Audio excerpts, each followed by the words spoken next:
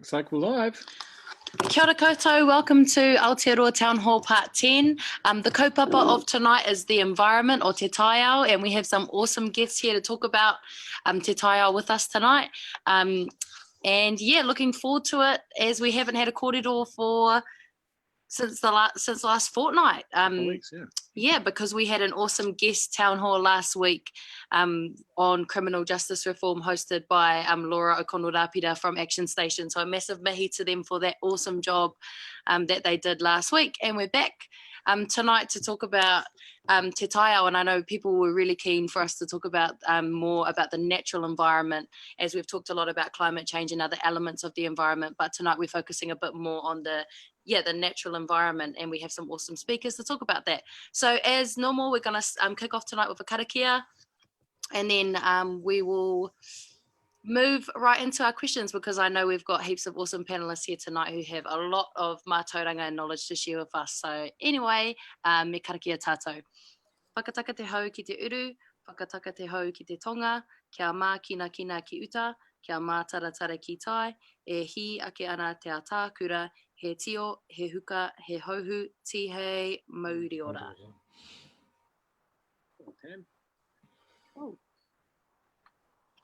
Okay, so yeah, welcome along. Nice to see you all, and nice to see our friends and colleagues through the Zoom screen. We're very used to that these days.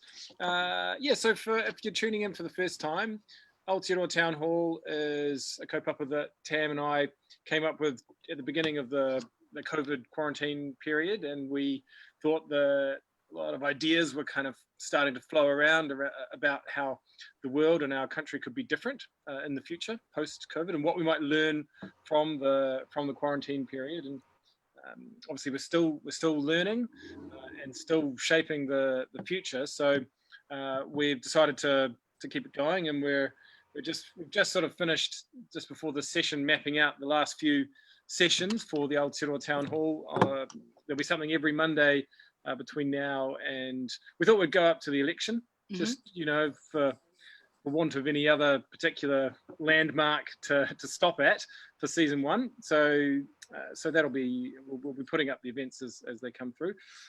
Maybe also to give a shout out to Wellington Access Radio, who have been broadcasting our previous sessions every Sunday evening at 5 p.m.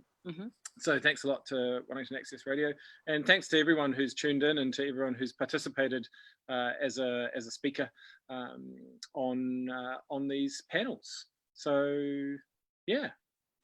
So should we crack into it? Totally, yep, because really keen to hear what everyone has to say. So as per usual, we're going to start off with our kind of quick fire round of questions, and this is an opportunity for panelists, if they want to introduce themselves and a little bit about the kaupapa that they work on, and just for the audience to kind of get a bit of an understanding on where our panelists, what their kaupapa is and where they're coming from. So our first panelist tonight is actually a whanaunga of mine, hailing from the mighty Ngāti Awa on the East Coast, and some other iwi, I'm pretty sure, but that's obviously the coolest one. So the first panelist tonight, massive fan, has done so much environmental mahi here in Pōneke. He is an educator and environmentalist, and has been involved in so many different kaupapa, from Parakore, which is like a kaupapa Māori zero waste organisation, to Predator Free Wellington. So no maha mai te kawa, and I just wanted to ask you, what inspired you to get involved with the kind of mahi that you do? Tēnā koe whanaunga, tēnā kōrua, Tamatha apō, ka nui te mihi kia kore i tō whakapaukaha i tēnei kaupapa. Me hoi ka mihi nui ki a koutou katoa e aku rangatira. Yeah, thank you for inviting me on to this. It's been amazing watching this journey and tuning in every Monday night.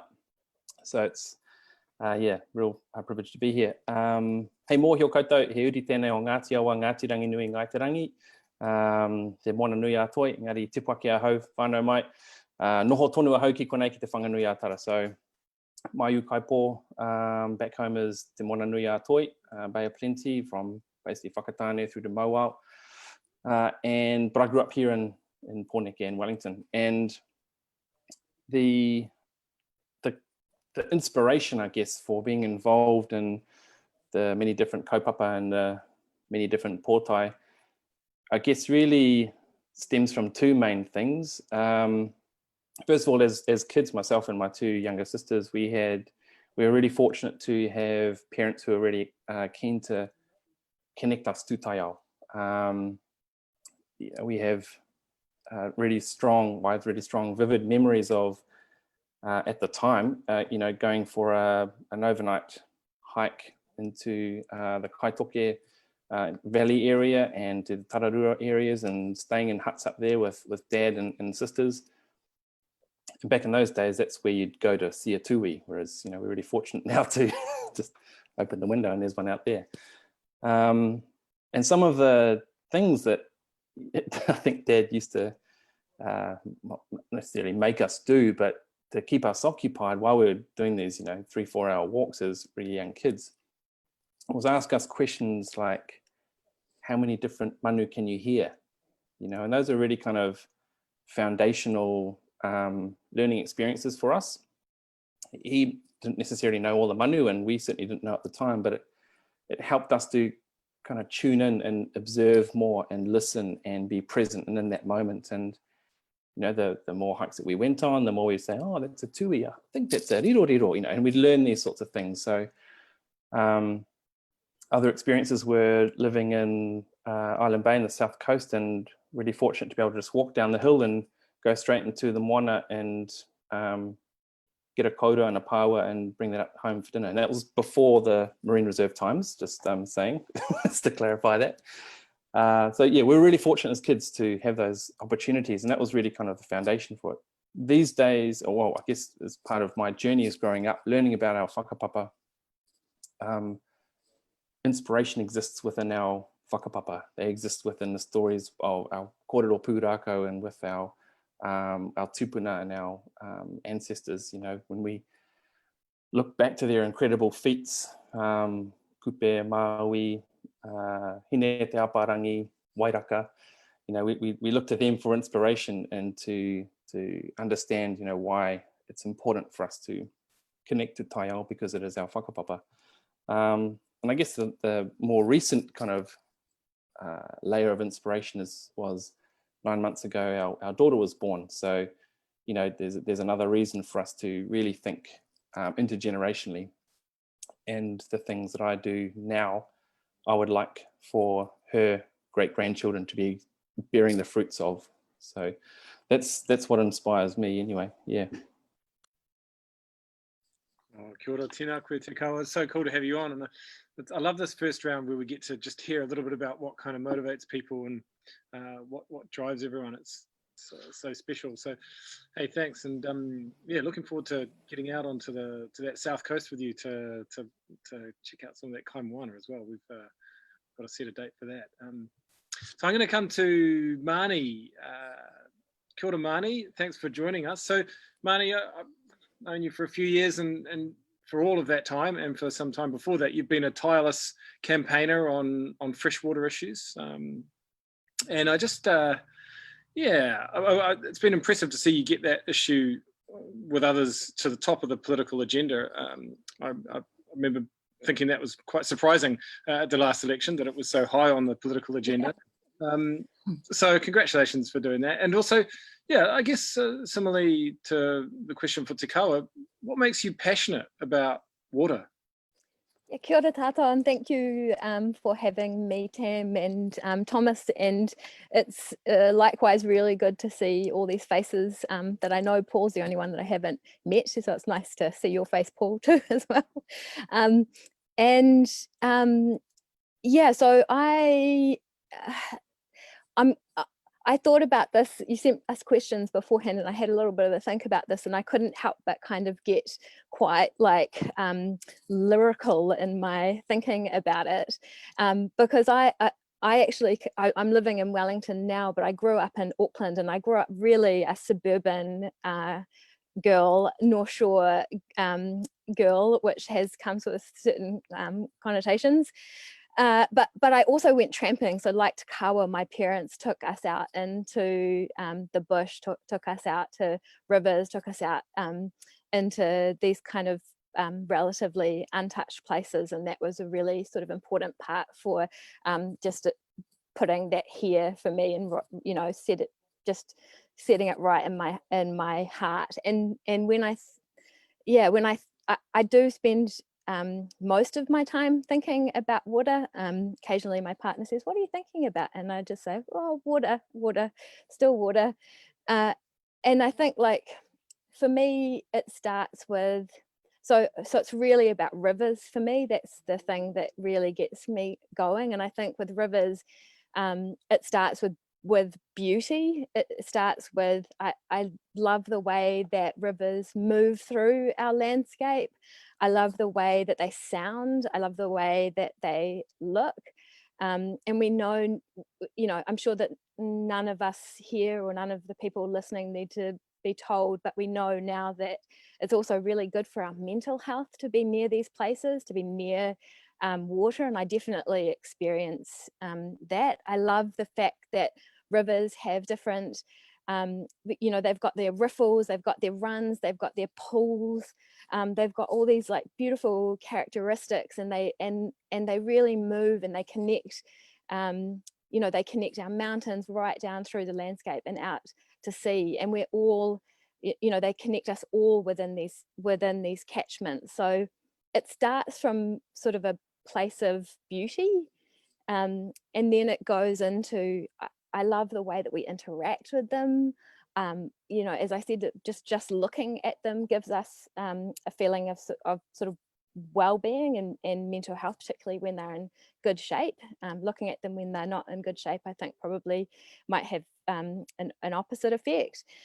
But when they're in good shape, we can interact with them. You know, we've talked about swimmability, but getting into the water is a really powerful feeling for me. And I love swimming in the sea, but man, there is something so special about swimming in a river for me. It's just it's a really different feeling. And so that's part of the reason that I'm involved in this. But to go back to the reason that I started, so that's sort of like that's sort of what's sort of in me, if you like. But to go back to the reason that I started campaigning was that I actually had the best job I've ever had, taking kids down to streams and rivers and showing them what lives in those streams and rivers, and getting them to, you know, they learn the names of the streams, they learned where they go, they learned the connection that they had within their catchment. They often learn the history, they got to pick up rocks and look at the bugs, and that was such a it was so magical to do that, and to watch little kids' eyes open wide.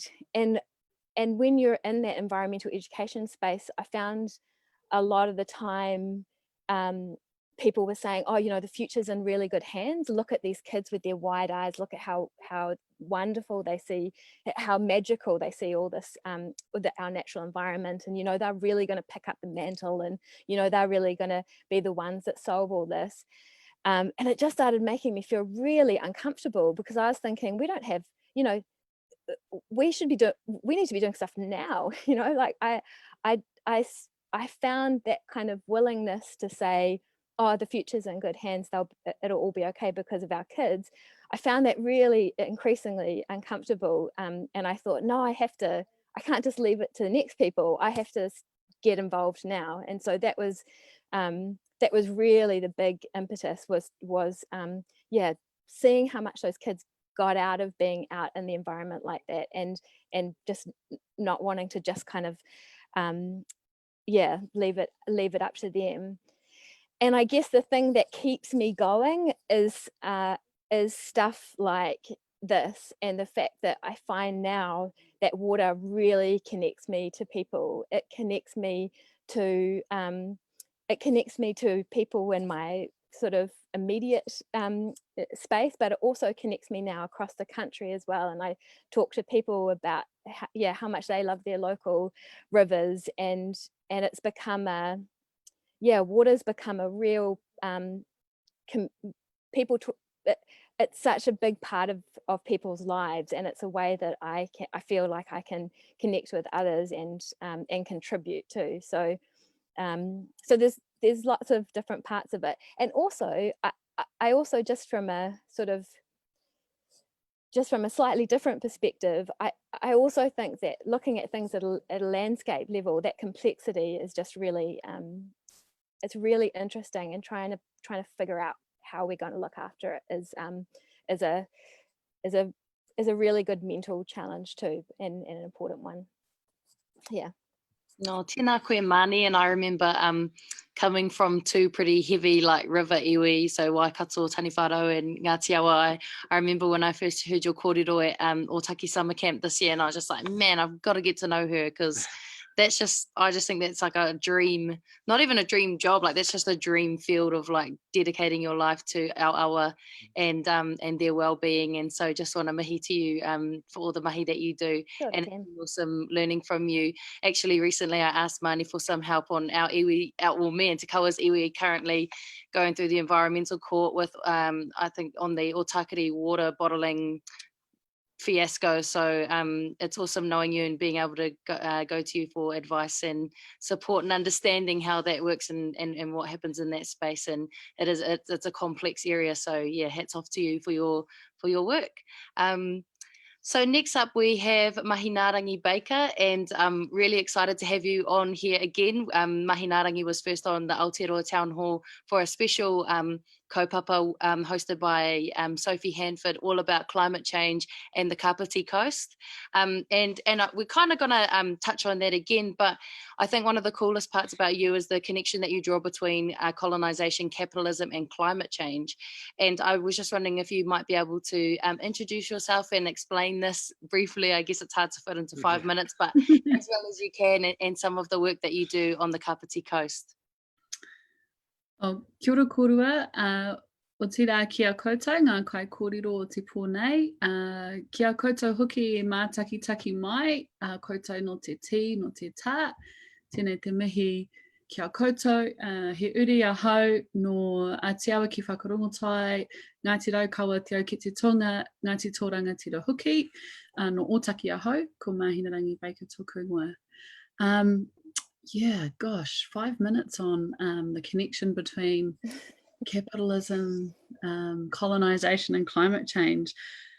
I think maybe a good way to just start answering that question is to kind of pose another question back, and it's just to try and kind of maybe create a bit of a thread for other speakers to hang something onto if they want to. And also to ask a question for people at home who are watching, to think about, the poor outcomes that we're seeing environmentally. Maybe they can think of their own river, maybe they're concerned about marine health, forests, whatever it might be. I'd ask you to think about what are the structures of power, the cultures of decision making, and the way that we conceptualize the environment that might have led to those outcomes. And I think that's kind of at the heart of, particularly for us as Māori, asking New Zealanders to decolonize the way we think about the environment, the way we make decisions in relation to our activities and in relation to the environment, and to how we structure power, and how we apply and use that power. I actually sort of thought, with the topic of the talk tonight being the environment, it's kind of like, wow, what does that mean? It's inherently such a broad concept, but what the environment actually is a culturally bound thing in and of itself. So I sort of think one of the significant contributions that Mātauranga Māori knowledge, applying a Māori worldview can bring to Aotearoa in tackling some of these big environmental issues, whether it's freshwater pollution or climate change or the loss of our productive soils. The contribution that Māori worldview has to make is really expanding what we consider the environment to be.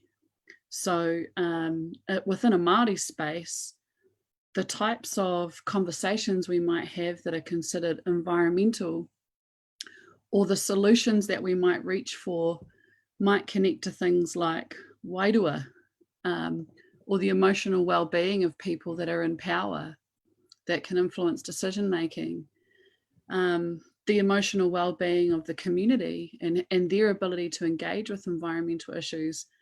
Whereas in a kind of, Westminster-based society where Western science rules, having conversations that reach into the influence of our mental well-being on the environmental decisions we make is not really welcome. Or equally, really focusing on, rather than kind of restoring a waterway, which is kind of at the passive end of a system, focusing on what drives the system to get to that point. And it's often the health of decision-making processes, the culture of decision-making that leads to that degradation. Do we have decision-making processes that reflect diverse communities? So they take time, they require broad input, they need to be reflective, they need to be accessible and not cost a lot of money to participate in. Is that the type of decision-making culture we have, or do we have one where we might just amend our resource management legislation to push through large infrastructure projects for the sake of 1,000 or 1,200 jobs, for example? So perhaps I can leave going into what we're doing in Kapiti and the climate change stuff till later if it comes up in the kōrero, but just as a starting point, I think that's how I would respond to that question. And the other positive question, thinking about, so what's the cultures of decision making and the narrow view of the environment that's unhelpful? What are the types of decision making practices, structures of power, views of the environment that will lead to better decisions and better outcomes? And each of the speakers we have here can really contribute something significant to that kōrero. Kia ora. Kia ora, Mahina-a-rangi. I guess your eloquence in that response is partly due to your newfound academic scholarship, right? Have you? Do we call you Dr. Mahina-a-rangi Baker? No, you don't. No, don't. You do not need to do that. But congratulations on that. That's a lot of work in there. But no, thanks. So thank you for that opening up of the space, and good to pose those questions back to us all as well, so we can reflect on those. I'm going to come to you now, Paul. Paul Ward, Paul Hill, Paul, as some know you. So yeah, we were just talking just before we went live on the Zoom about a particular stand of eucalyptus trees on Mount Victoria, and I was just mentioning that I was up there this morning and I saw 4 kaka, and Paul said, "Oh yeah, I know those trees."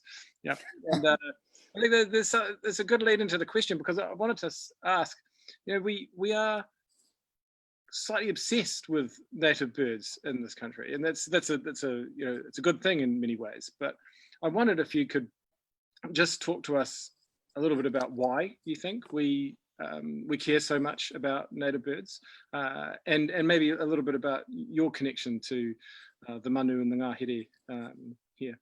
Yeah, okay. Kia ora koutou, kia ora koutou, ngā mihi o te pou. Thanks for having me on. It's bizarre you brought up that tree, because I literally have got 2 texts and a video from one was showing like 40 tui in that. It's a flowering eucalypt, which is it's an Australian tree, but it's one of the few winter flowering trees. So the kaka and the tui and those craft nectar lovers are going off in it at the moment. So yeah, so a good connection to make. But yeah, why are Kiwis obsessed with Kiwis?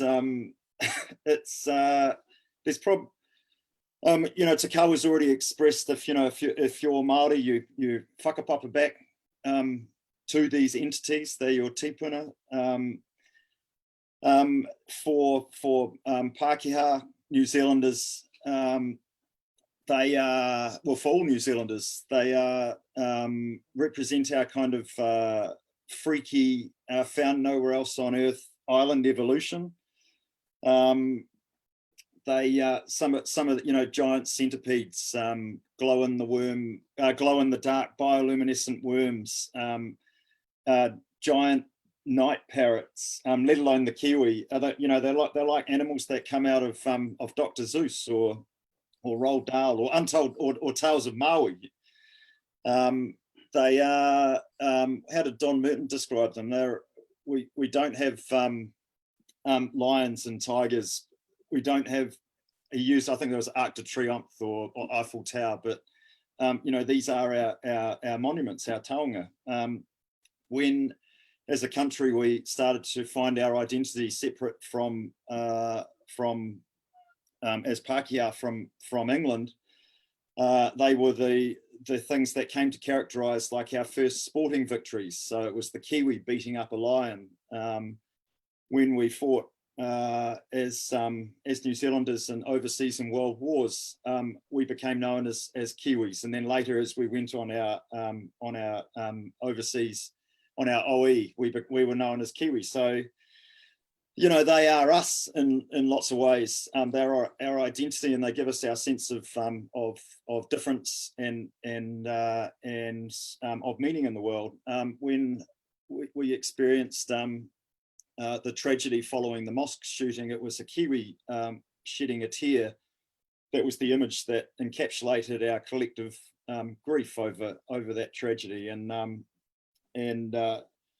when we had our flag debate, when was that, 4 or 5 years ago now, the People's Choice wasn't a stoat or a rat or a possum with a laser coming out of its eye, it was a Kiwi. So I guess, why are we obsessing about these manus? Because they define us and they give us our sense of self and identity.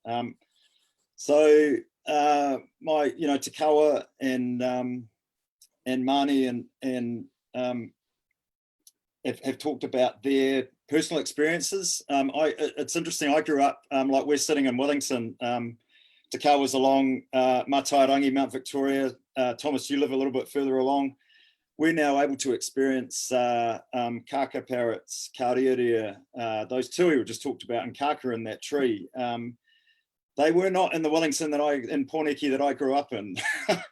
It's funny, I grew up in Martin and the Rangatike, in Trentham and in Wellington, and I really had very little engagement with native birds. They came from books and from dragging, either tagging along with my dad while hunting, or visits to places like Kapiti Island, but definitely not in the place where I lived. So as we know, that's changed incredibly in the last 10, 15 years in Wellington, and we now have many of those birds in our backyards.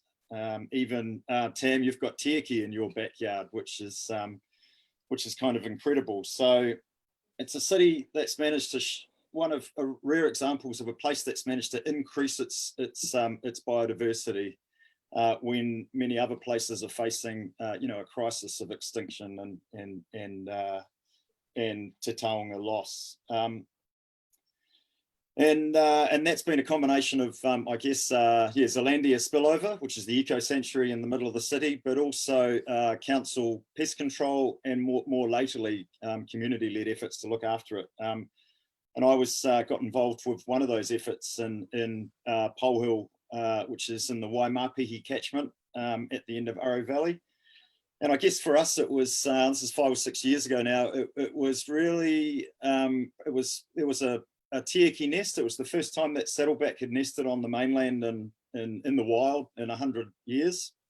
And the provocation was, how can we as people live alongside these manu taonga in the 21st century? And there's been some amazing successes in Wellington, the kaka, the tui, the kauriarea, even kiraru coming back to places they haven't been seen in living memory. But there's also some challenges. So some of those birds that we don't see touted, like the tōtuai, the hihi, even the korimako, the bellbird, they are struggling back in the cat race and the rat race. And so what is it that, what's the mix or the behaviors that we need as people to live together? And based on, I guess, some of those successes like Kaka and Tieki, the question was asked, what about Kiwi? And I guess that's the kaupapa I'm involved in now and have been for the last couple of years, is a mission to bring back our Tāne's #1 taonga and our national icon back to the hills in Poneki. That's we've nearly got 4,500 traps out since November 2018. They'll be finished by on the ground by the end of this winter.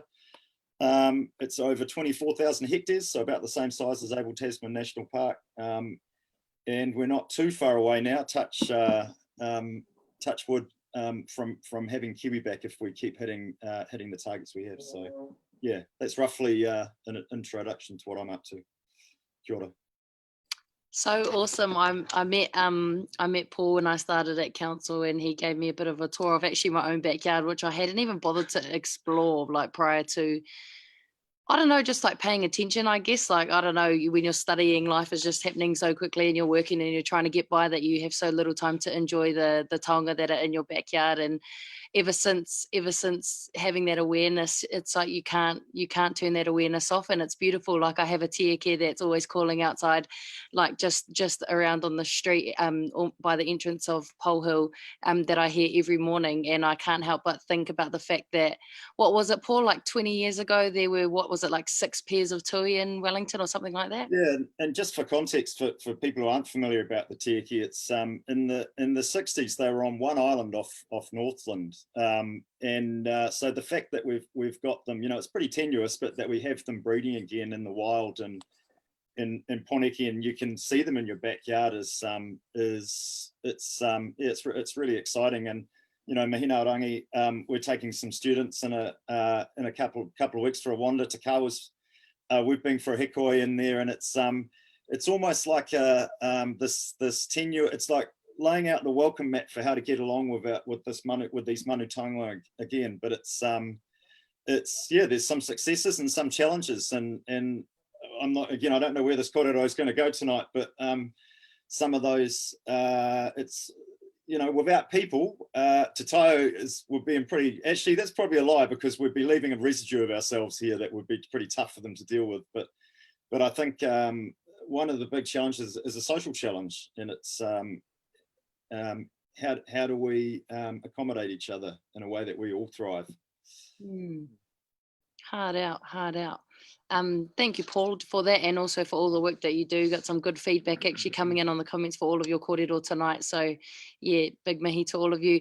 Now, for the last of our quick fire questions, we've got someone who I'm actually a massive fan of that I also met at Otaki Summer Camp.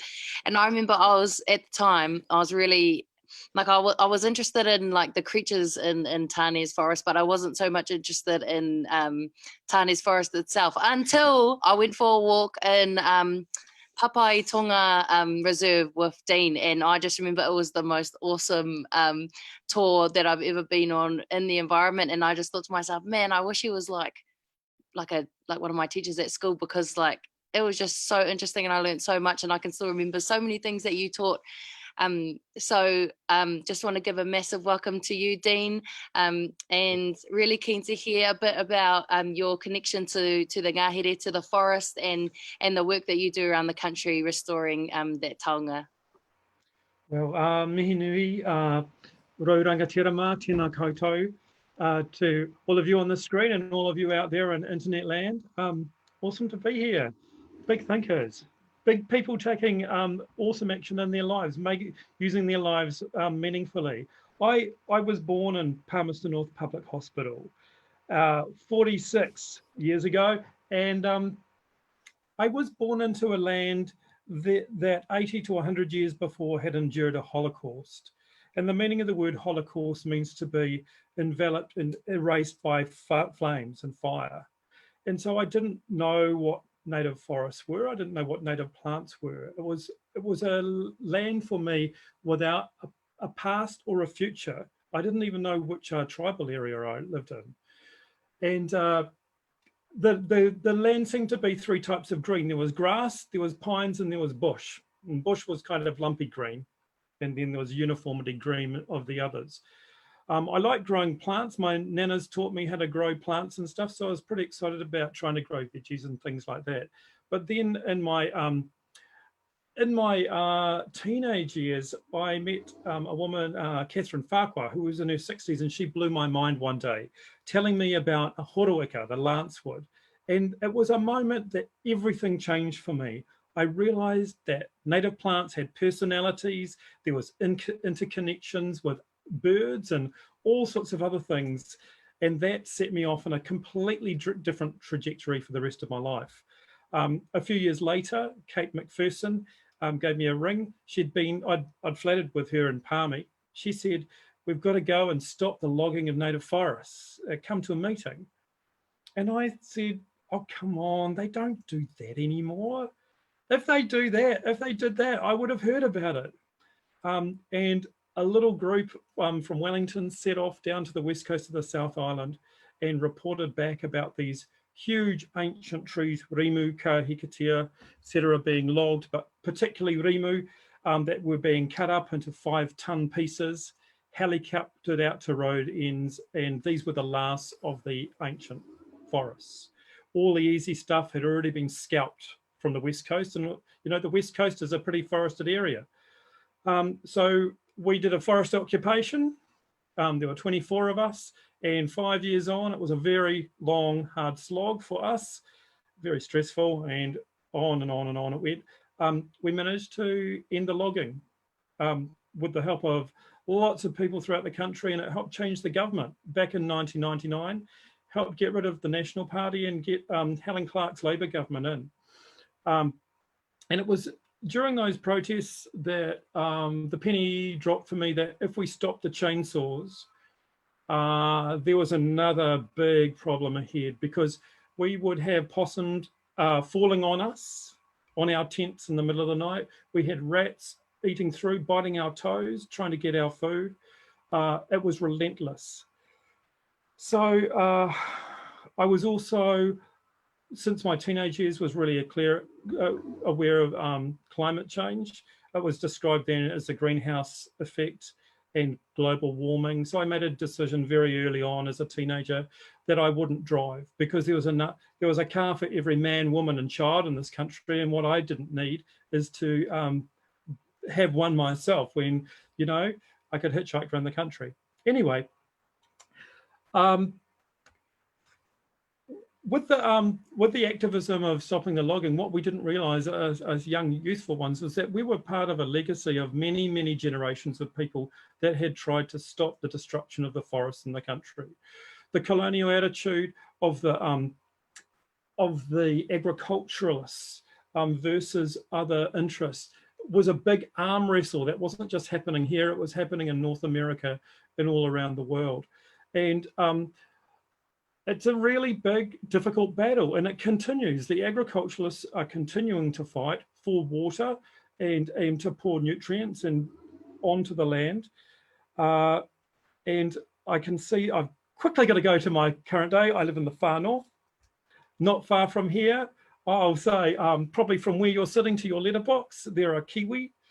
I haven't heard them calling yet tonight. And yeah, we'll just see where the rest of the kōrero goes. I'm always curious about where the next horizon of activism is, because from generation to generation and with our lifetimes, it keeps moving. We've got to keep looking at the next level.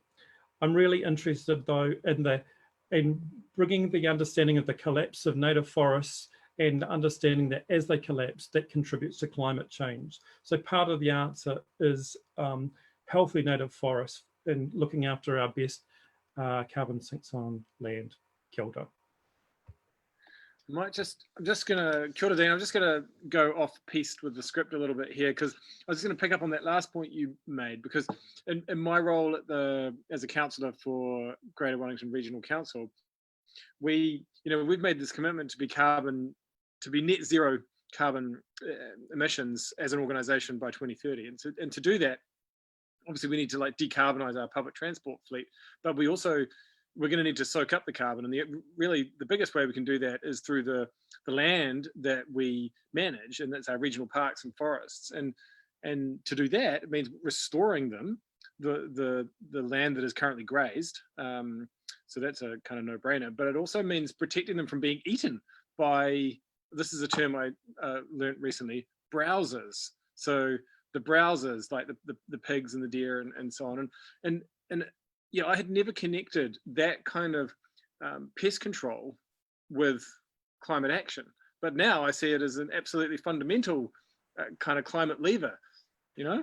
Well, it's a legacy, as Mahina-a-rangi said, of the colonial forces that saw the purpose of introducing deer and possums into these islands as a way to provide a resource to fill up islands that they saw as an empty Eden to exploit. And now what we have is possum, deer, goats, pigs, wallabies, and they are eating the future forests as the seedlings germinate.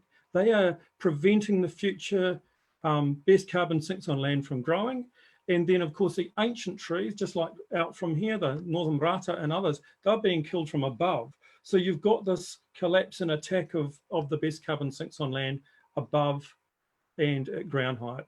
It's just relentless. So we've got to get away from this idea of resources and farming possums for fur, for jobs, and using deer as a way for meat, because, you know, enough forest is gone. We've farmed enough forests for cattle and things like that. We've got to look after them for the taonga that they really are. Kia ora. I mean, did anyone want to add anything else? I saw your face, Mahina-a-rangi, was like when we were talking about those browsers. Yeah, just firstly, kia ora, Dean. I whakapapa Ngāti Raukawa, and so you know, the story about, I guess, the Holocaust of Ngāuri or Tāne Mahuta, you know, the huge fires that took place in the Manawatu to just wipe out these whole families. That really touches me, because it's once you really, when you drive through, you know, the Manawatu and you look at that landscape, it's quite incredible to think about that being full of both forests and a lot of wetlands as well. And what was also just coming to mind with you talking about that is it highlighted a couple things for me. The first is that colonial framework and the way that it privileges certain economic activities. So that happened because the settlers that came here, you know, in the areas that I'm familiar with, they knew how to grow potatoes. So they drained extensive wetlands that were so rich with resources, with tuna, with flax, that even from like a purely economic mindset, were far more valuable being left how they were, in an attempt to start farming potatoes. And I think we sometimes call that pathway dependency. You know, you just do what you know how to do, and particularly when it's going to privilege your own interests, privilege your own economies. And so I might be jumping the gun a little bit, but it also really made me think about the economic response in some areas to COVID-19. So rather than take this opportunity to hit an environmental reset and say, hey, we actually figured out that we can live using less, driving less, consuming less, we can keep to ourselves more, let's try and rethink our economy.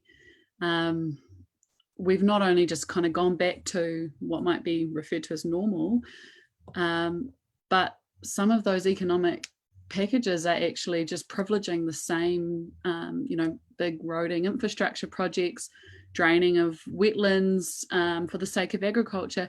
We're still actually doing what those settler communities and settler governments did close to 200 years ago. The positive thing I'd say though is, you know, Dean, when I posed that question around decolonizing and what are the solutions that the Māori worldview has in terms of rethinking the taiao. You know, hearing the way that you talk about the environment and forests resonated with me, because you're talking about the environment as your relation. You're talking about trees and those communities as having a whakapapa connection to us as human beings, rather than, you know, man is separate from and master of the environment. To understand we're actually related to these living things. We're a part of the environment. So yeah, thank you for that, Dean. That was awesome. Oh, cool. Kia ora, kōrua. So this is the part of the night where we can get into more of this kind of deeper kōrero about all things te taiao. And what better way to kick that kind of deep dive into that kōrero than with Matariki, given the time of the year that it currently is. Now, if you're lucky enough to follow Te Kawa on any of his social medias, you know that he posts the best photos of his views from where he lives, including beautiful pictures of the moon and the stars and everything. And it makes you really curious to understand what role Matariki and the maramataka plays in your life, Te Kawa, because it obviously is a really important part of your life and an important part of Te Taiao too, and the way that our tipuna understood how to look after the whenua. So I was wondering if you could share a little bit with us about Matariki and what it means to you and how you connect with it in your everyday life. Kia ora. Just, yeah, I really want to tautoko what Mahina-a-rangi said. It's talking about our connections to whakapapa, you know. Part of, I'll come back to Matariki, but part of, you know, what is so important is, in my opinion and view, is our, one of the biggest challenges is our disconnection, you know, and the compartmentalization of taiao as something else and separate. And when, for the work that we do as an organization, as Parakore, one of the central aspect of our kōrero is whakapapa, and about our connection and understanding of whakapapa to all the things that are around us. And it was mentioned earlier about, you know, soil health and our connection to whakapapa and our atua and everything that's around us through hine ahuone. You know, these are the, when we connect to these, we connect to the principles of connection and understand our role and responsibilities, we can consider ourselves as taina and look to ourselves as what are we doing to help protect taiao, and as a result, how that protects us. Yeah, I think, you know, our reconnection, you know, I mean, we could be on our phones and connected to anything in an instant on the other side of the world, yet we find it hard to connect with each other. We find it hard to connect with what's happening around us. And, you know, for us, we were fortunate to not have too many challenges with lockdown. But what it presented us was an opportunity to really slow down and connect and really deepen those connections to the immediate world around us. And so I guess that's really where a lot of those photos, the recent photos, have come up on social media, was just daily observations, you know, daily practices. I felt a little bit stink on reflection when started being more conscious of observing, that I'd go into schools and work with kura and kohanga and marae and whānau and talk about observation, but hadn't really been practicing it myself. So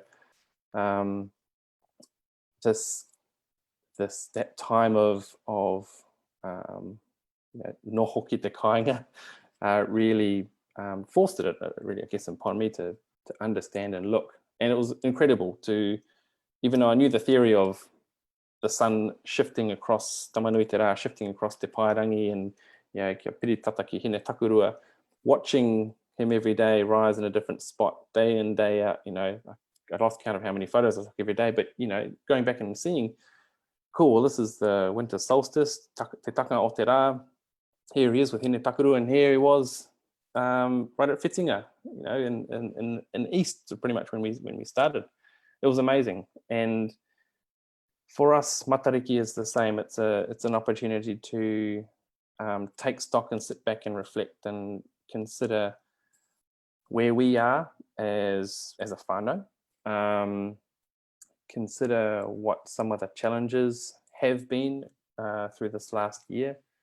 Consider and remember those who have passed, and intentionalize what we want to do for our future. I'm no matariki expert, but this is a significant time for all of us, and for those who also observe puanga, for those who across the motu observe matariki and puanga at different times of the year. What's really wonderful is watching the revitalization of the practices with each hapu. You know, that it's there's a strong desire to observe more Māori practices, and matariki being one of them. But if we allow the matariki to be colonized, then we'd observe matariki on one day. You know, that's the day for the year, but actually it changes from iwi to iwi. Even within my whakapapa, there are differences within each iwi. And it's wonderful learning about that richness, and it's wonderful learning about maramataka in that way too, the different names for ngā kanohi o hina, and what it means for us here in Te Upoko, even though some of the knowledge I'm drawing on is knowledge from back home where we are in Te Moana Nui a Toi. Yeah, so it is a wonderful time, and it's a wonderful time to be in this time where these practices are starting to become we are becoming more confident, I guess, with our understanding of what it means for us. And there are great, you know, the kōrero around matariki and maramataka is a way for us to really re-look at some of our practices and re-indigenize our lives. Well, tēnā koe te kawa. It's so cool. I've loved watching those. My ritual in the morning is to check your Twitter feed. Sounds slightly stalkerish, but no, just I love those photos, and then it's really cool and super rich kōrero around a lot of those aspects that you've mentioned. And I feel slightly awkward to bring in the next question. It's kind of going to sully the depth and profundity of some of the comments by bringing in the election, because obviously we've got a political election going on. And I do want to ask Marnie, you know, we mentioned earlier that you and many others got the issue of fresh water to the top of the election agenda last time, and I guess it'll feature somewhere in the kind of political calculus for many people at this election. But what do you expect to see, Marnie, from the different kind of political parties around water? And is there anything that those of us paying attention to the election should be looking out for in particular? Yeah, so I think I'll take a little leaf out of Te Kawa's book and maybe just park that for a moment and just go back to what Mahina-a-rangi and Te Kawa were talking about, and really right back to the start of what Mahina-a-rangi was, you know, the questions that were posed at the beginning. And I'm sure I looked like calm as I was sitting here, but my little brain was as people were talking, and hopefully I can distill that down into something coherent, because yes, I'm hearing, you know, the first thing that I wanted to say is that it still feels like there is a need to dominate the environment, and that we have to dominate and control the environment. And as we go into you know, as the climate changes and it becomes more difficult really to control the environment, because we have disrupted it so much, we're still with, you know, just to use Kevin Hackwell's saying, we're still wanting to throw concrete at a lot of our problems, and we're not learning that lesson of sort of working within within the environmental systems and landscapes that are already there. And I want to say also, just to build on Mahina-a-rangi's comment about really not reflecting enough, I don't think, in terms of our COVID response. And I agree, I think a lot of the decisions that have been made are reinforcing the way that we are already interacting with our environment. And I mean that in the biggest sense of it. It's actually just reinforcing things that weren't working for us and weren't working for our natural environment. And hopefully this is kind of and the other thing I was thinking about was the fact that our institutions aren't really serving us in that thinking. They're set up in a way that isn't able to do that thinking, I think, at the moment. And part of the reason, and this is a really small part, I don't want people to imagine that this is the one thing that I think is going on, but one of the things that goes on is that we have this in Western science, you ask a scientist a question and they will give you an answer, and they will answer that question, the very question that you've asked them, where actually what we need is we need responses that are able to answer, are able to look more broadly than a single defined question. And that doesn't really work in the way that research grants and things are set up. As I say, you ask a scientist a specific question, and often they'll give you a very specific answer because that's sort of the terms of reference of the funding that they've got. And I think that ends up giving us kind of perverse answers, like maybe answers that might work in sort of a very narrow space, but don't work across the landscape. And one of those things, this is my segue into the election, one of those things I think is water storage. And I think at the moment we've got this sense of we've got a problem. The problem is that we're going to have less water in parts of the country, the Northland and the East Coast particularly. And that's what climate change is. That's the prediction of what climate change is going to do for New Zealand, is that we're going to have drier. We're going to be drier in the north and drier in the east. And so how do we, what's the answer to having less water? Well, we have to capture that water, and we have to and we basically have to control that water. We have to control that landscape. And I don't think that that's a long-term. That is not a long-term solution that works for it. It's inevitably going to lock in land use that already exists, land use that might not necessarily be the best land use for that area. It's going to privilege some people over others. It's going to damage the biodiversity and the ecosystems that we need that are actually part of our climate response and should be part of our climate response. It's going to shackle the generations with paying that infrastructure off, infrastructure that probably is not really fit for purpose even now. And I can't find I actually can't find at the moment I'm looking for the sort of scientific basis on which they made the decision to put that, to go ahead with that water storage in Northland. And I think it's kind of like this 1 + 1 equals, it's this 1 + 1 kind of attitude rather than kind of looking at solutions that are going to last 7 generations, rather than looking at a solution that's going to last for the next 10 years. So if you are hearing that water storage is the solution at this election, I wouldn't be surprised if that's what comes up. I've already heard Todd Muller talk about the fact that if we don't capture water, any water that we don't store in dams or otherwise, when it flows out to sea, it's wasted. That's the language that we, rather than thinking about how valuable it is to have a river that flows to the sea and all the incredible efficiency that provides living things. It's you know, the idea is that if we don't use that resource, that it's wasted.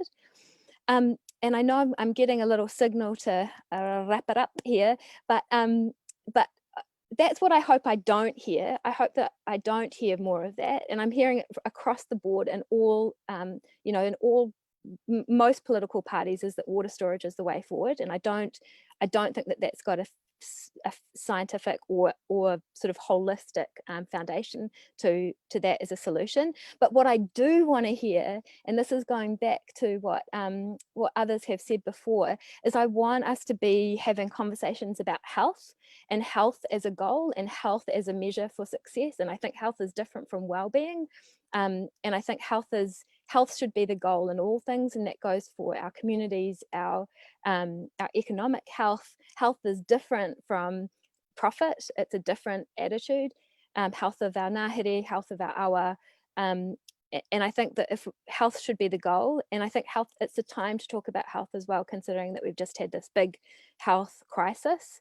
And I want to talk about the fact that our institutions are not set up to support the outcomes that most people want for our environment, and in fact they make it so difficult for anybody who doesn't have resource to become engaged, which is what Mahina-a-rangi was talking about earlier. So yeah, sorry, that was a bit all over the show, but yeah, I don't want to hear about water storage. That's what it comes down to.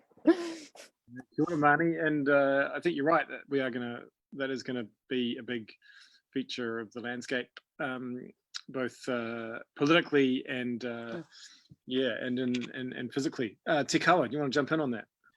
Just wanted to pose a question, I guess, to everyone, and I wonder whether it's about reframing that conversation around water storage from the notion of dams and, you know, big reservoirs and things like that, to water storage by enhancing and bringing back wetlands and soil health and forest canopies and things like that. For me, I think that's where water storage a lot more effort can be put into water storage, and just wanted to put it out there for other people's whakaaro. I'm going to jump in on that while if others think about their response. But we had David Hall on our, I think it was our first one, and he's been talking a lot about the concept of natural infrastructure. And so natural infrastructure is soil, and soil is, you know, like the best water storage facility in the world. And so I think there's a lot in that that reframing that you've just advanced, Te Kawa. So yeah, are there other whakaaro on that? Oh yeah, Mahina-a-rangi. Yeah, I feel like Dean can come in here as well, and also Paul, with, you know, their experience in the ngāhere and how well a properly forested landscape can retain water. I mean, you've got to think about in what sort of society does it work to roll out the argument that water storage is the solution, that building dams and, as Marnie says, not allowing rivers to get to the sea. You know, there's some big rivers with a lot of mana in North America I can think of that are in that predicament now, and it's a devastating thing ecologically, socially and culturally for people. So if you know, that really stupid proposition is something that can politically fly in this country, I think that really speaks to how disconnected we've become, because people that are connected to water systems and understand the importance of the diversity of water systems and why it's important. And this is not meant to offend anyone that was like, oh, hey, I thought water storage was a good idea. But you do really need to have a rethink if that is what you're thinking. It comes back to what I think the common thread that each speaker has talked about is their connection to the taiao. You know, whether it's Paul connecting with Kiwi, or Dean with the forest, or Marnie with rivers, or Te Kawa and what he was taught to do as a young person. That connection is so important. And again, you know, we can go out and replant rivers, we can go and restore things ecologically, but what are we restoring philosophically for people in terms of their connection to the taiao? And Te Kawa's already spoken to this around Matariki and Maramataka. I sort of personally think Maramataka is sort of a turning point for me with Maramataka, or the Māori lunar calendar for those that aren't familiar with it, was to actually start treating it as a very personal thing and an invitation to observe myself and how the changes within myself in relation to different times of the lunar month. Because I just sort of got to a place where I thought, obviously there's heaps of valuable information we get out of using the Maramataka to observe changes in the environment.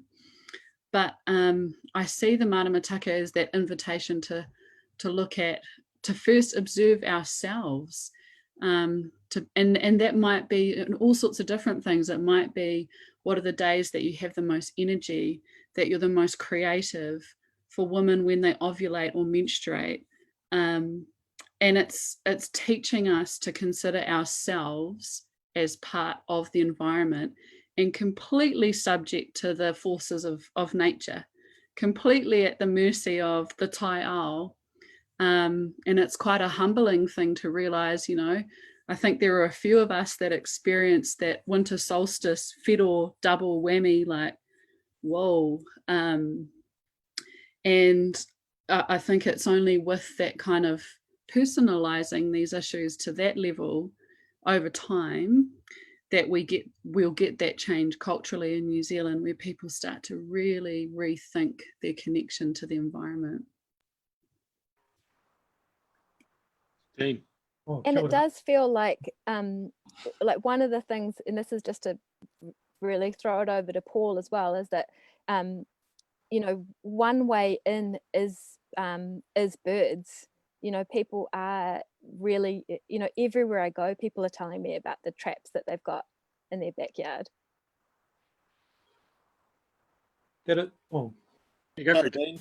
Did you okay. jump in? You had your hand All up. right, I'm going to go a bit bigger than birds because, yeah, sure, birds, yeah, of course. Birds, dolphins, yep, it's an easy way to get people in, but to get the real reconnection in, you need to get people into the forest and open their eyes so they can see the forest for what it is, and breathe it and be part of it. In terms of water storage in Northland, because I'm near Whangaroa now, the kaikohe proposal is a total scam. It's a total scam for agriculturalists. There's a very small part that is going to be the town supply for kaikohe, and of course that needs to be looked after. Of course those people need running water, but it's all going to end in disaster. That we've seen in Canterbury and other places like that. It's just ridiculous to see history repeating. And that whole adage of follow the money and see where it goes. See who's linked into this. We can talk about that separately, Marnie. But in terms of forests as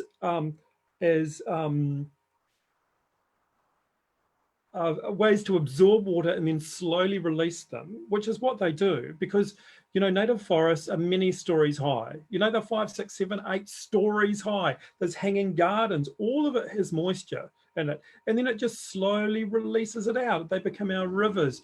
They are the arteries of the land. What's happened in the north this year is, with this huge drought, with no pest control, the forest collapse that was happening has accelerated. Climate change drew new boundaries. This isn't in the media yet. It drew new boundaries as to where things can live. Across the north, Coromandel, Auckland, huge areas of native trees have died. Taraire, Towai, all sorts of species. And so there's skeletons just over the hill from me where there hasn't been pest control. And so that forest now can't absorb and then slowly release as much water. As things become less complex and become more flat and one-dimensional, water races off it faster. And so the relationship between forest, water, rivers, the moana, I'll get into this in the next bit, is all interrelated, and we have to think about it in a much more sophisticated way than the reductionist kind of scientific way, where we just think of a little bit here and a little bit there, and mostly around money. Okay, kia ora. Paul, over to you. Am I allowed to go back to birds? Yes. Yes. Yeah. Oh, sorry, Dean. I was just actually, when you were sparking that thought about toxoplasmosis and Maui's dolphin coming from cats, which is, you know, if you want to go nuts on big picture stuff. Anyway, for another time. But hey, I just thought connections are one of the words that we keep coming back to, and there's a quote from Dave Attenborough that I always get it wrong, but to roughly plagiarize it, it's people will only protect or only look after be kaitiaki of things that they have aroha for, and they'll only have aroha for things that they've experienced. And I think you know, to go back to the birds, they're almost like ambassadors in some ways of the ngahere, of that taiao that happen to be in our backyards and our back gardens. And there was there's another quote I've got from Wade Doak, who's up your way, Dean, who passed away, was it this year or last year? So he's a pioneering marine conservationist. He was behind Poor Knights Marine Reserve, and also a fantastic educator as well. And his quote is, "We teach kids at school about lions and tigers and giraffes, but red moki, hapuka, crayfish, that's our world. How are you really going to motivate kids unless they can see actual animals in actual habitat? Every kid should have his or her right to be within a day's travel of a marine reserve. It should be regarded as a wet library." And I love that term, wet library. And you know, Wade also did a lot of work with you know, terrestrial conservation, looking after our birds and ngahere. And I push that further and say that our challenge is to be, you know, have that library in our backyards, is to be kaitiaki of Kiwi, of tui, of kereru, and to think about the ways that, you know, we look after our farms or apartment or reserve. And sorry, you know, this is probably, it's prodding at all of our brains having this korero and taking us off on tangents. But one of those things that came out during lockdown was this, Marnie, you've just talked about it, this kind of wave of bird nerdism or you know, nature aroha. Suddenly our feeds were, and maybe this is, you know, the bots were favouring this in our feeds, but you know, we're full of tui and kereru, and even you know animals coming back that were absent, like kaurirea on a perch in Willis Street, humpback whales in Evans Bay, and I guess for me that you know, piwakawaka was a perfect time of year when they're all you know, all those chicks were out, were coming into our houses. And I guess, you know, the challenge for me is how do we turn that connection, or the provocation is, how do we turn that connection into people acting? So on the one hand, our feeds were full of images of how much our pets, our cats and dogs, were important to us during that time. You know, they were members of our whānau and kept us company. And that's, you know, that's you know, we come from a dog family. We had 5 cats growing up around farms and things, but for me, as you get more knowledge about these interactions, you know, we have the harbour in Wellington is lined with korora, with penguins coming in every night. Put your dog on a lead. Are those connections being made between, you know, what goes into your sink when you've had your kids' birthday party and you're washing glitter down the sink? Where does that end up? So I guess, you know, to go back to you know, Takawa's Matariki photography, which is brilliant. Are we able to draw those connections from that aroha that we're generating you know, into actions? And I suppose that's that's been my provocation from that lockdown period. And Marnie, you know, you asked, you know, how can we start with the birds? And I guess they're they're ambassadors for that connection. So yeah, anyway, over to others. Kia ora, Paul. Hey, well, that was a nice little hoon off-piste. We love that. But I want to try to come back to the questions that we had prepared. So I was going to come to you next, Mahina-a-rangi, and because there's this during the you sort of started to open the door to this in one of your previous whakaaro, and it's this question that, you know, with the lockdown, people are like, oh, the emissions going down, so it's going to be, that's the COVID's going to be good for climate, and then it was kind of like, oh, well, suddenly we're rebounding and emissions going up again, and actually we've got more important things to worry about than the climate, namely the economy. So actually maybe the COVID's not going to be good for climate. So, but I kind of feel like there's this weird juxtaposition of the economy and climate as if they're distinct things, when really, you know, what we've been talking about tonight is that everything is obviously connected, and that's a much better, more healthy way of considering things. So I just wanted to I don't know, maybe get some thoughts from you on that trade-off that we're seeing, and how we can maybe not make it a trade-off. Yeah, it's sort of almost like there's this other planet and it's called economy, and it sits over here, and then it's like, and then there's the environment, and that's our planet, and it's sort of like, oh, we've got to balance these two things.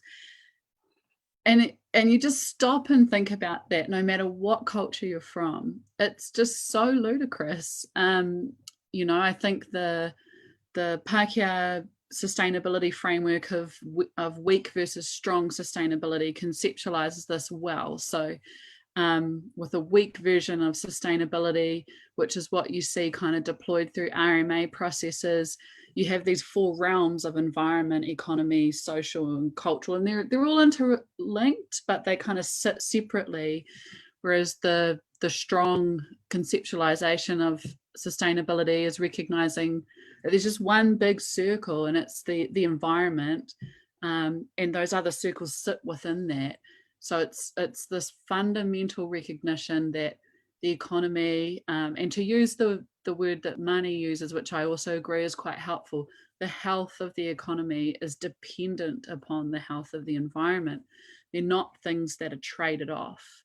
And it's interesting and disappointing to see that, as I mentioned earlier, the response to COVID has been to kind of double down on that fake balancing off of things, and to not recognize that for a healthy, sustainable economy in the long term that has the greatest benefit for the largest number of people, we actually need to make the environment number one. We need to find solutions that have health benefits economically and environmentally. I think the water, we're going to pick on the kaikohe water storage thing now, is a really good example of that. And I'm just thinking, because I have whānau that are watching this, I think we need to clarify this one, because it's helpful that Marnie's identified this as a potential rhetoric that will come up in the election.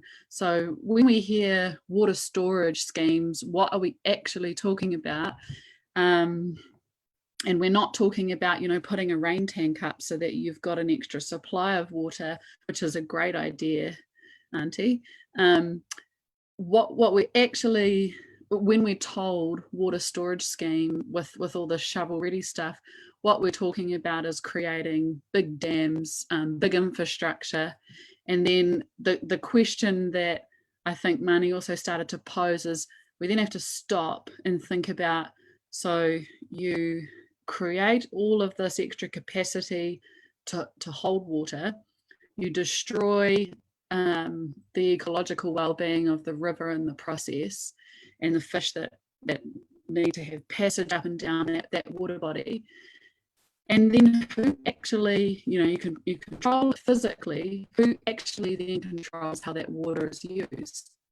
And I think this is another thing where we have to be really reflective as New Zealanders. And do you actually know how it's decided as a New Zealander how water gets used? what's the process for deciding how do farmers actually get irrigation, or that there's companies that can bottle water out of the ground, and decision-making processes where the majority of everyday people don't actually have a good understanding or look through how those decision-making processes work. That's very typical of hierarchical capitalist societies. It's very typical of white supremacist societies, that there are a few people that understand the system, and it works in their interest that the majority of people don't, because it allows you to exploit their rights, exploit their resources. And that is absolutely what's happening with water in Aotearoa. So you create this big dam, and then the status quo is that first come, first serve, and apply for a resource consent to take as much of that water as they might say they need. And if you look at how water is currently used in Aotearoa, you can see that it's not reflective of anything that is, it's not reflective of something that's bicultural. It's not reflective of Māori having a taiao water as a taonga. Just you guys here because I'm Can you hear me okay? Yeah. Slightly breaking up there, Mahina-a-rangi. Yeah, well, that's probably a tohu that it's like, okay, here she goes on the water thing again. But it's actually just to, yeah, it's just to say that the whole water storage thing is a great example both of just quickly let's do something to look like we're doing something politically, and it's also a really good example of we're going to get a whole lot of messages around what political parties are going to do in relation to water, and as Dean says, you've really got to critique and unpack what's behind what we're being told. And the last little kind of thing I'll put in there is that we really have to address who has the right to allocate water. And currently the Crown is assuming they have the right to do that, and at the same time pretending like everyone has rights to water, when actually the way the system is operating is we will just allow the status quo to continue, and that the first people that put a resource consent in to take water will essentially have a right to take it. Yeah, I'll get off my soapbox about water now and let someone else have a turn. You go, Marnie.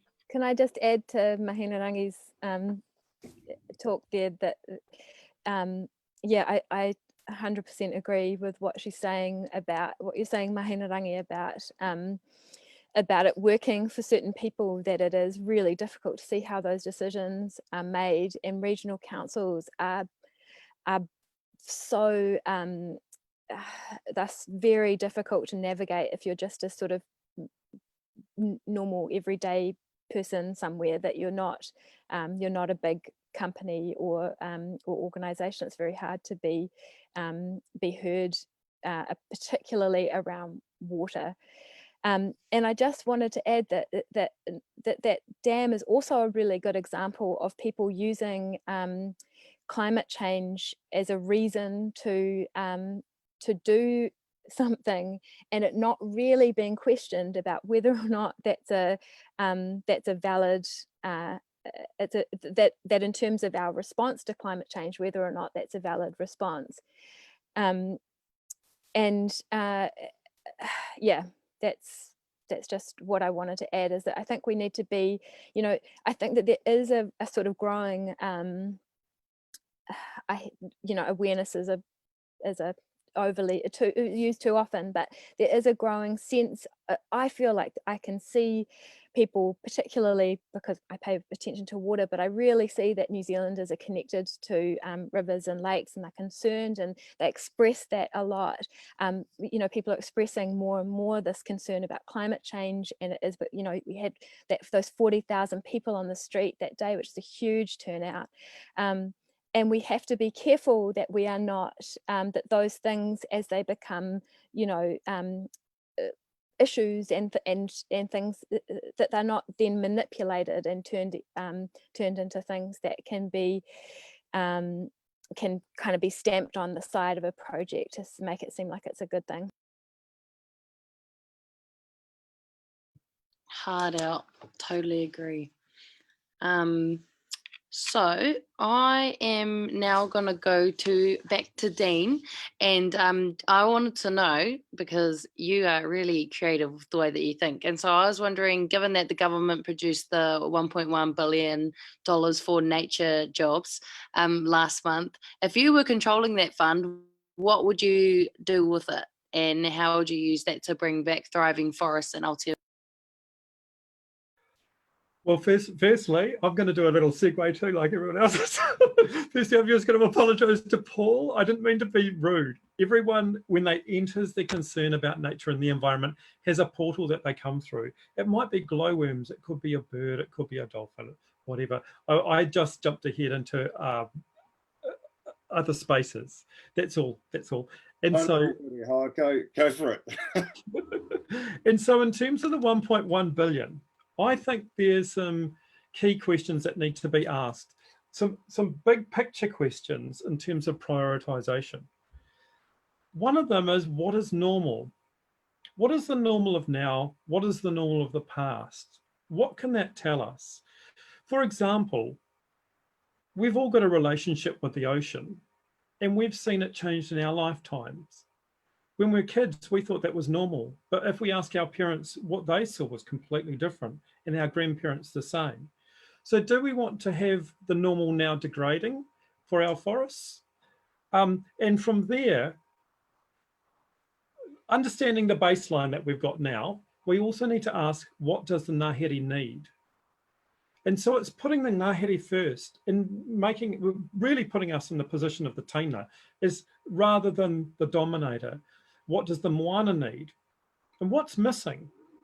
So usually when I hear, when there's discussions about pest control and stuff, it's about killing things. But the what's missing is really, really, really important, because one of the main drivers of our native forest is completely missing, because half of our native birds are seabirds. And I'm talking about birds like titi, taiko, things like that. And so those birds used to come to the land every night. Like there would be streams turning into rivers of birds that would fly around the mountains and then go dive bombing into the forests. And I'm not talking about millions, I'm talking about possibly billions of seabirds. And that's where the fertility of these islands came from. That the agriculture is actually based on. And as that has been leached out of the land, because these birds have been gone for such a long time, our soils have become less healthy. And so I think much bigger picture thinking, ecological system restoration is really important in terms of the billion funding. But how will we get to something like that? Because that's just totally out there, I know. And there's the predator-free goal, which is also really out there. I think we need to, what I've seen work is localized work with hapu and iwi, coming up with, going into wānanga for a few days, and out of those people, it's really, really amazing with all the different generations and the different people there. Out of those people, a story develops. Knowledge becomes apparent about, it's like a jigsaw pieces coming together to understand a much bigger interrelationship. And from those kind of things can come 20-year forest health plans, ngāhere ora. And in terms of a billion, 1.1 billion bucks, that's a heck of a lot. But imagine if we spread that over 20 years, that will be $505 million a year that could be distributed to bring these ngāhere ora forest health plans come to life, which would step by step start bringing them back into functional living ecosystems. Healthy climate, carbon sinks, and of course with the billion fund for the trees joining up the rivers and things like that. And so this is culture change, this is decolonization, it's all sorts of things happening at once. Bruce Stewart, who was the kaumātua of Tapu Te Ranga Marae, he had this great whakatauki he came up with. He said, those that build the whare are built by the whare. And that's the purpose of a lot of this environmental stuff, like the bird stuff we talked about. You know, doing the traps in your backyard, that's a portal to the next step, the next step, the next step. And if you start with a really degraded place, and you're tuned in, you're plugged in, the forest starts revealing itself to you as the life becomes more abundant. And it becomes a relationship, because as it feeds you as you do the work and do the observation, and it becomes more fine-tuned. So that's a real broad brush possibility, because it's pretty hard to get your head around what 1.1 billion might look like. I'm really interested to know what other people would think, though. Can I and also, we've got to get on to the bloody deer and the goats and the pigs and the wallabies properly. Sorry, go on.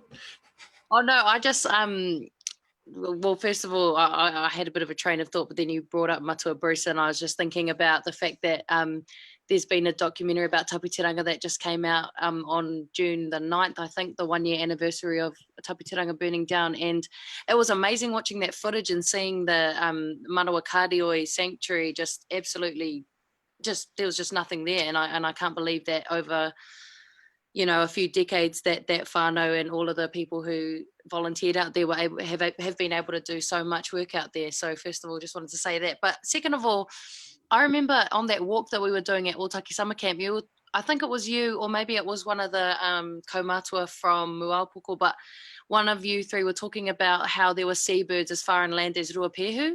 And I just thought that was really crazy. And like since then, I can't stop thinking about how underrated our sea manu are, because they are literally like the reason why we are here and everywhere in the Pacific, because they were like our guides, you know, when we were traveling and navigating, which is insane.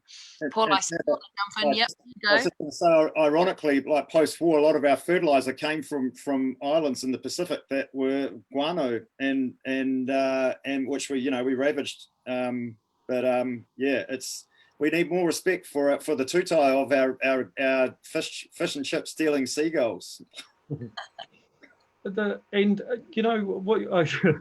what you were saying, Tamatha, then about the massive migrations of these seabirds. Some of them go from here to California, around to Japan, and back in a single year. And they only come to land to have eggs and rear chicks, because they don't need land otherwise. Where was I going with that? The ghosts of where they used to live are in the place names throughout the country. And so during a wānanga with Uanuku, which is Ngāti Rangi on the southern flanks of Ruapehu, some of the kaumatua there were talking about the names of places up there, and quite alpine, not alpine forest, subalpine forests, where their parents used to hunt titi. So and the place names are still there, but not all place names are on maps. Some of the maps, the names are misspelt, but also a lot of the place names live in the tribal memories of people. And so that's why wānanga is so important. People often don't know what's important and what memories live inside them until the kōrero gets going. All sorts of incredible stuff comes out. We're going to come to our final prepared questions soon, but I just wanted to open up the space if Te Kawa or Mahina-a-rangi wanted to comment on any of that whakaaro from Dean. I guess as someone who works more with water than forests, what Dean's saying about what does the ngahere need just reminds me of Te Mana o Te Wai, which is this policy framework that we've managed to get in as the fundamental concept in the policy that that I guess directs regional councils how to take care of water, and that's kind of sets at what we call a hierarchy of obligations, which is that the first right is for the water. So to consider what does the water need, and then to look at what the human needs are, and then to look at the human essential needs, the domestic needs are and then to look at the consumptive needs. And it's very simplistic in a way, but it is so far away from how we currently make decisions. So who knows, if we ever get to properly reform our RMA, we might have te mana o te taiao as a concept in there, which I think would be a really great change for us to make. Kia ora, Mahina-a-rangi. Yeah. Well, as a regional councillor, let me just say I would really like to be directed by te mana o te wai, and I feel like if we were asking the water what it needed, it probably wouldn't say I would like to be stored in a massive concrete vat to hand out to irrigate unsustainable farming practices. But I'm not the one doing the answering of questions here.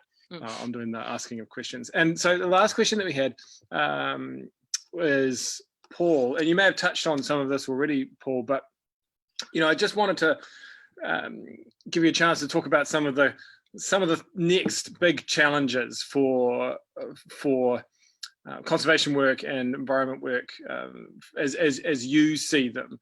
We've had some great successes with the predator-free community groups in Wellington and around the country, and obviously with Zealandia.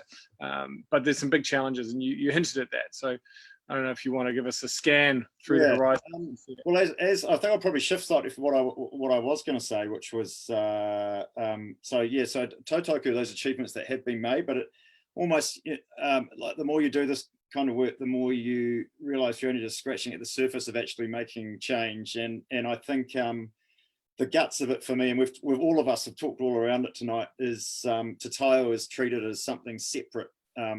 And I know that over lockdown, it was maybe we had a slight glimpse when Papatūānuku was allowed to breathe a little bit of it being an essential service. And I think my provocation is how can we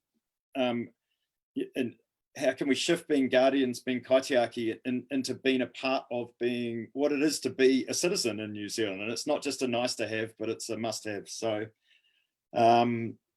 so that was kind of the guts of the conclusion. And I guess in terms of shifting baselines, we 15 years ago in Wellington, it would have been, you would have been considered to, you would have told you would have been a dreamer if you would have said we're going to have kaka on Cuba Street and kareere, roosting at Victoria University and etc. And my kids now, we go for a walk in the town belt and I say, well, there's like 4 kaka, and they're like, oh, it's just a kaka, Dad.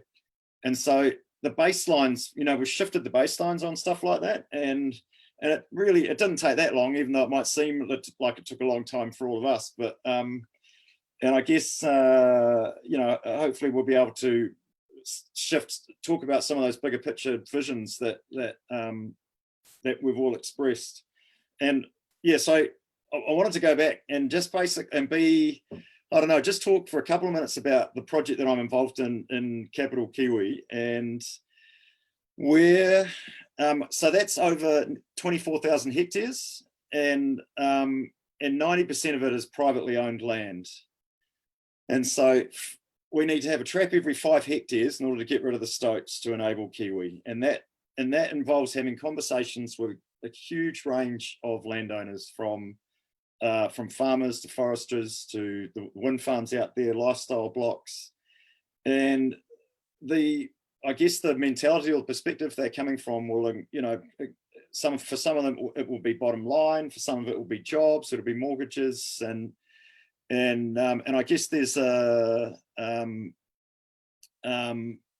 gap between allowing a trap on their land to control pests as part of a vision that might enable Kiwi one day, versus reforesting or allowing the ngahere to come back on a whole property. Is there's a whole lot of steps on the way to achieving that vision, and I suppose I'd be interested in throwing it back out to everyone else around how we take some of those steps. And for the Kiwi kaupapa, it's allowing traps on their land to get rid of a pest that no one wants, a stoat.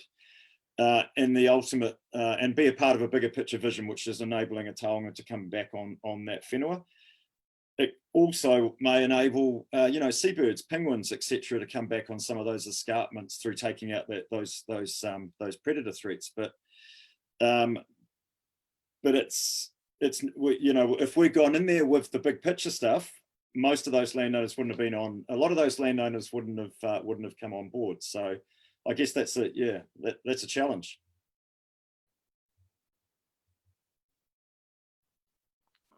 Did anyone want to add? Did anyone want to reply to that, Whittle? It's final words time. I'm just going to repeat what Bruce Stewart had said. Those that build the whare are built by the whare.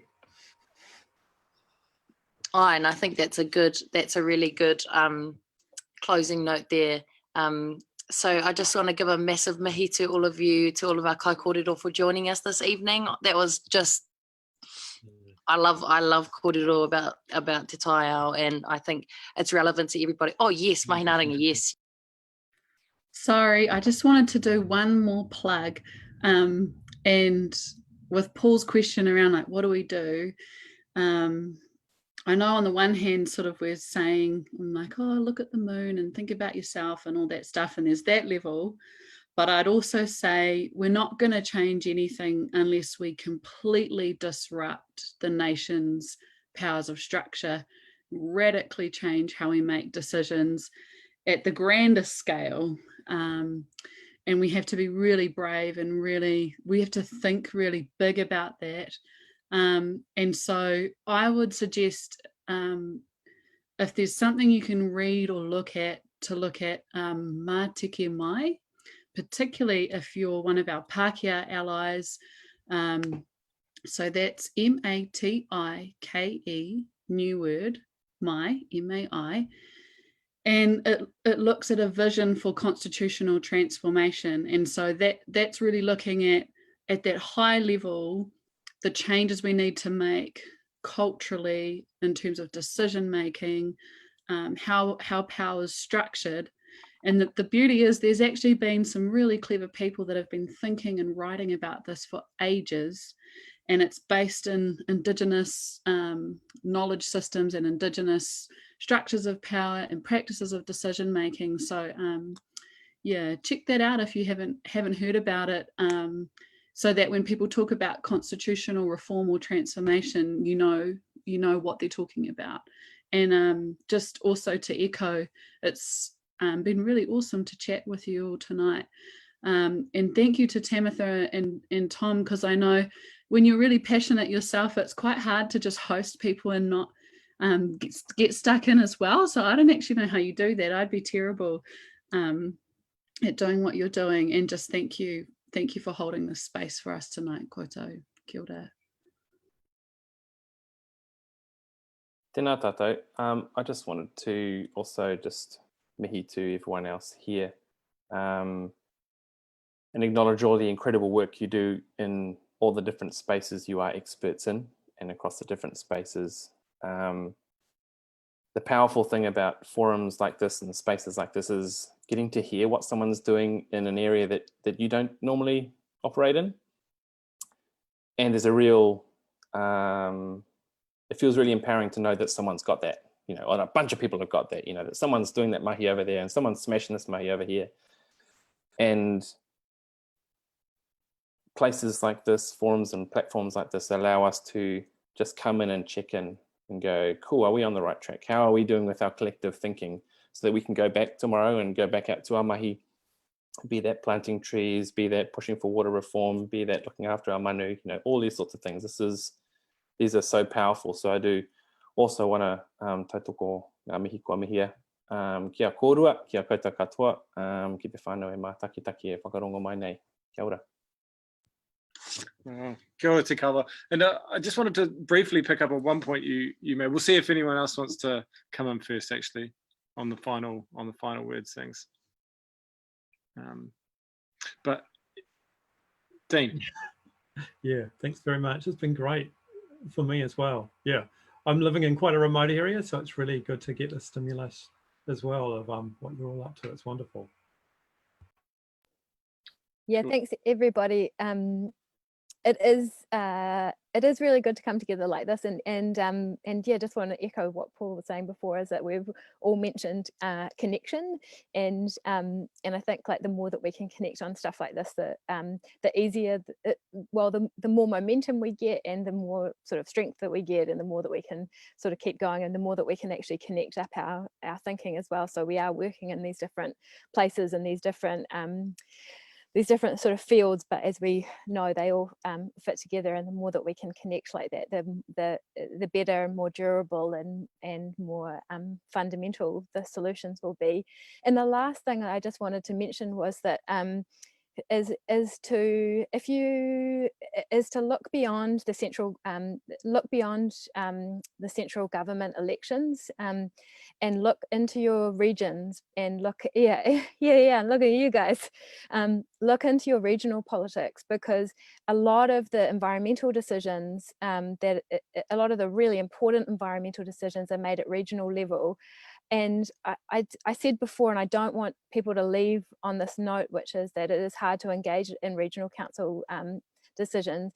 It is hard, but it's totally doable, and you just have to find that little chink in and get in there, because that's where a lot of our really big important environmental decisions are made, at that level, not necessarily at central government level. And it's a much more I think it's a very powerful level of decision making to work at, and as Mahina-a-rangi has said, it really needs reform, and it really needs our engagement. Oh, kia ora, Marnie. Oh, kia ora koutou.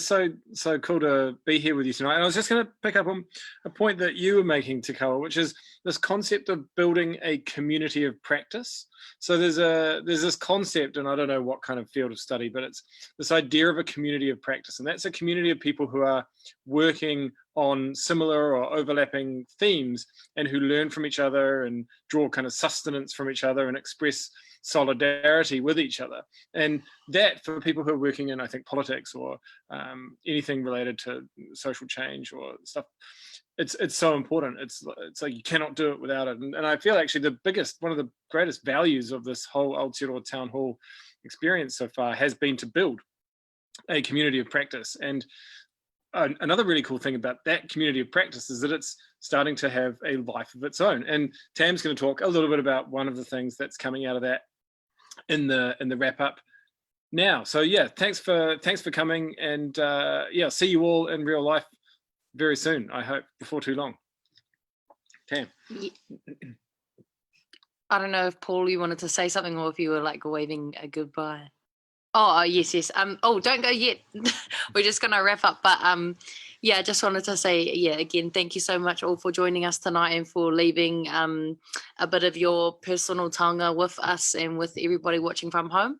And yeah, just want to tautoko, especially what Mahina-a-rangi said about reading Matike Mai, and also what Marnie's saying about how there's a lot of power, especially around te taiao, within, more regional politics. And I think a big kind of something that we're going to have to address as part of our constitutional transformation is a devolution of resources and decision-making power from central government to the regions. And the good thing about Matike Mai is it sets out those alternatives in really practical terms. So it talks about having like regional assemblies made up of hapu and maybe local government. Like there's lots of different models in there that we can think about and imagine. And I think that if we had if we had resources and decision-making power dispersed throughout the country, we would be able to respond to our local contexts and be able to look after the environment so much better. So definitely encourage people to participate when they can, but also to push for that bigger picture. And I think the best way to get towards that bigger picture, if it's constitutional transformation, is by learning and talking about it. So yeah, just want to mihi to you, Mahina-a-rangi, and hopefully before the election we will have a town hall dedicated to constitutional transformation and breaking that down, because I know just the term itself puts a lot of people off, because it does sound so technical and kind of far away. So hopefully we can break that down a little bit more. But as Thomas was just saying, it's been awesome being a part of the town hall and seeing some of the kaupapa that kind of comes out of it. And before we head off, I just wanted to let everyone know that like we said a couple of weeks ago, our town halls, like the kind of like more regular ones like this one, have moved to fortnightly. But the cool part about that is that in between those fortnights, so on the weeks that are alternating between when me and Thomas are hosting town halls, we have Jade Kake, who is coordinating a whole series around, it's loosely called the Māori economy at the moment, but it's going to be like a what are those dolls called that are like a doll? Russian dolls. Yeah, it's like a Russian doll. Yeah. So like the first one, which is next weekend, is next Monday, is about kāinga. So it's got that real local focus. And then the one following that, which will be on Monday, the 20th of July, is about rohe. And then the next fortnight of Monday is about motu. The fourth one following that is taiao, and then the last one is tangata. So it's like this cool like evolution of things, and the speakers that she's got lined up are incredible. So really looking forward to that in the lead up to the election, and hoping that it kind of opens people's minds to a whole lot of really awesome kaupapa. So yeah, keep an eye out on our page for that. And for our regular ones, as always, we've got some really awesome themes coming up. We've got art for the revolution, one on water in the urban context, which is really important and will be a really important election issue, I think, too. Constitutional transformation, like we talked about before, tamariki, with the kind of reports that have come out around oranga tamariki, and hopefully one around the cannabis referendum. And then the Monday before the election, we'll have like an entire wrap up of like the best moments and best kōrero from this whole kind of journey that we're currently in week 11 of. So yeah, it's been an awesome journey. Anyway, that's enough from us for this evening. I'm going to do our karakia mutunga, and then we'll be signing off for until next fortnight. And next week we have Jade Kake, so keep an eye out on the page for that event. So yeah, ngā mihi koutou, and me karakia tātou. Unuhia, unuhia, unuhia ki te uru tapu nui. Kia wātia, kia māma, te ngākau, te tinana, te wairua, i te arataka tū, koia rā e rongo, whakairea ake ki runga, kia wātia, ai rā, kua wātia. Ngā mihi koutou. Pō Mārie.